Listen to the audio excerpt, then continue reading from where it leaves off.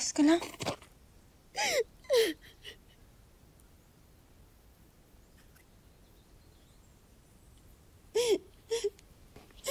Nakita ko lahat, Dea. Ipinakita na ng batis ng katotohanan sa nanay ko at kay Gaya kung ano ang totoong nangyari. Dea, nakita ko totoo. Totoo na binawi ang buhay ni Gaya para mabuhay ako, para isilang ako.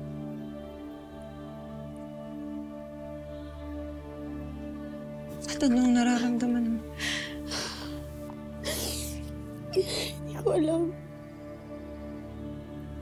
Hindi ko alam. Hindi ko alam. Hindi ko maintindihan, Dea. Ano ba ang dapat kong maramdaman? Dapat ba magpasalamat ako? Dapat ba akong mahiya?